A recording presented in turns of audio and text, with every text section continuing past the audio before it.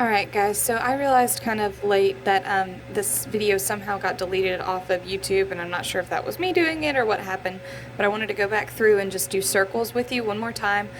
The way that I've got it set up is that we're going to just work through the problems that are on your level 4 participation check, or your level 4, learning check, and then what we're going to do is just, if you have any questions from there, you can keep emailing me. Now, I do need to point out, I teach full-time at a public high school, so I can't be constantly answering questions, but I'll do it as fast as I can, okay? So, looking at this one, it wants us to do perimeters, so what we're going to do is we're going to take these three sides and just add them together.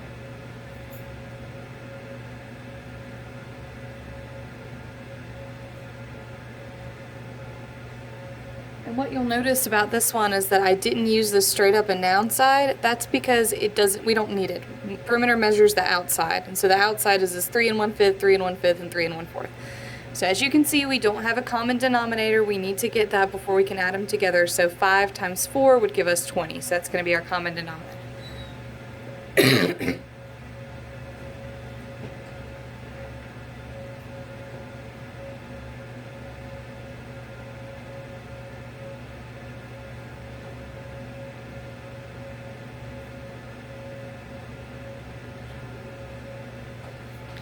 So now we've got a common denominator, and what we can do is just add these together. So we've got 3, 3, and 3, which is 9.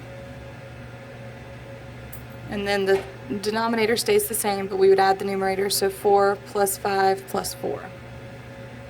So we're going to end up with 9 and 13 over 20, and that doesn't reduce, so we're just going to leave it as 9 and 13 over 20. For the next one, it wants perimeter again. This is a rectangle, so all we have to do is add the outside together. In order to do that, though, we need to label all of our sides. And right now we have 2, and the nice thing about rectangles is opposite sides are the same length. So 16.5 and 16.5, same length, 7.2 and 7.2. So now we just add these sides together.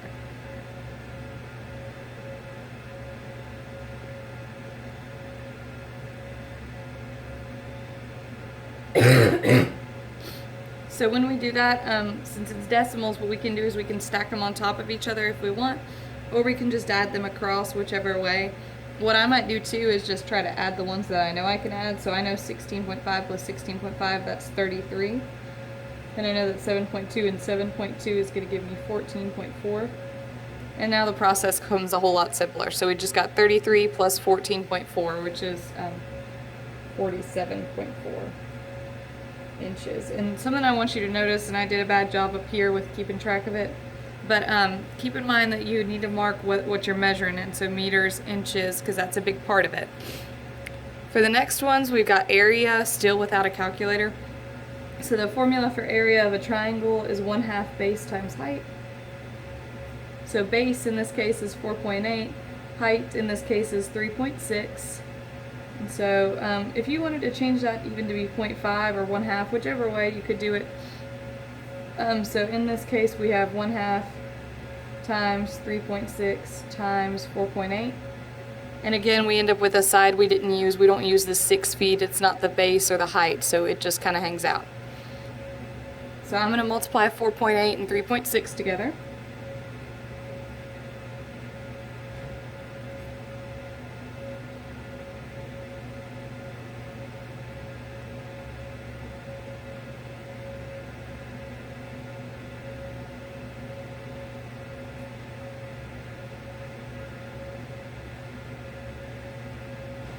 And so we get 17.28, and then what we need to do is multiply that by 0.5 or by 1/2.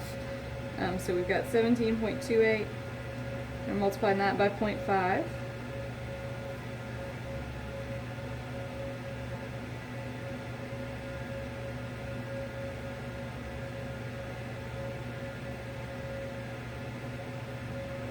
And so we get what looks like 8640, but in reality what we need to keep in mind is that we got 1, 2, 3 decimals, so that means our final answer has 3 decimals. And so this area would be 8.64 feet, and then we put a little squared because we multiplied them together, and area is always measured in square feet or square miles. For number 4, you've got a square. Remember, a square is just length times width, or side times side. So we got 5 over 6 times 5 over 6. 5 times 5 gives us 25. 6 times 6 gives us 36. So this would be 36 miles squared. On number 5, you've got a circumference problem. Remember the formula for circumference is pi times d. And so we know that the radius is 5 feet. In order to get the diameter, we're going to take the radius and multiply it by 2. So we do 2 times 5, which means that our diameter is 10 feet. And it tells us in the problem to use 3.14 for pi. So to get the circumference, we're going to do 3.14 times 10. That's a 10, sorry. And that's going to tell us that this is 31.4 feet. Okay. Moving on to the next ones. For number 6, we've got, I'll try to zoom in here. There we go, maybe that'll work. It asks us to do the area, but this time it gives us the diameter, and remember the formula for area is pi r squared, so we need to know the radius. And the radius is 1/2 times the diameter. So we do 1/2 times 18, and that's going to give us 9 inches. Half of 18 is 9. So now we're going to do pi times r squared, and remember we use 3.14 for pi because that's what it tells us to do. So we do 3.14 times 9 squared. We can simplify that one step and do 3.14 times 81. And then remember you can use your calculator on this problem. So go ahead and plug that in and see what you get. I'm having to do that myself here. I don't know that one off the top of my head, weirdly.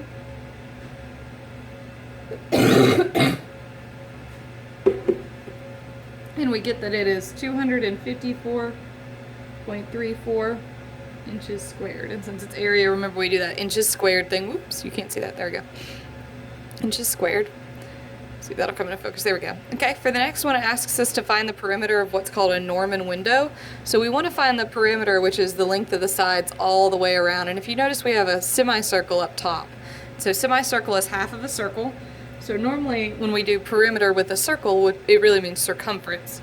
So normally, we do pi times d, but since this one is a half, it's a semicircle, we're going to do 1/2 times pi times d.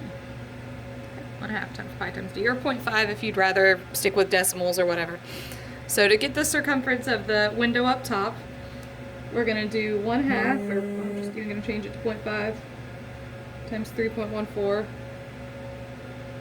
times 2.4, which is our diameter. And then you just plug that into your calculator.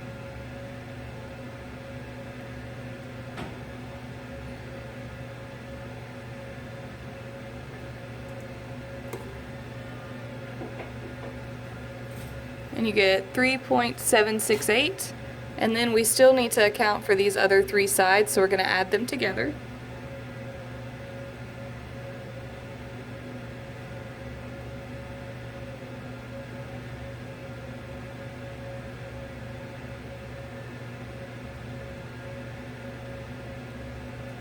And we get that that's 12.2.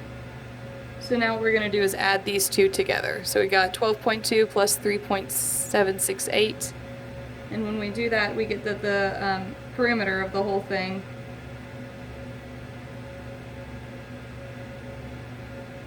is going to be 15.968. And that would be in feet.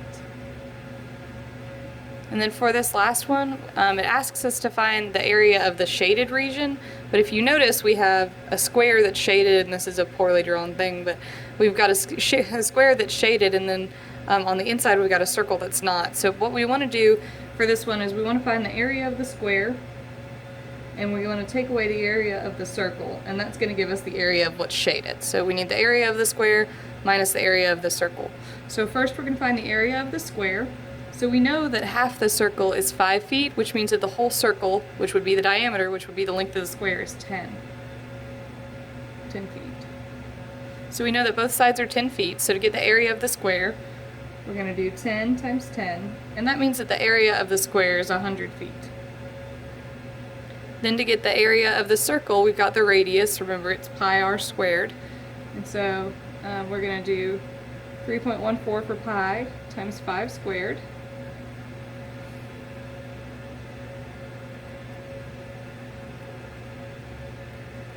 and that gives us 78.5. And so now we're going to do 100 minus 78.5.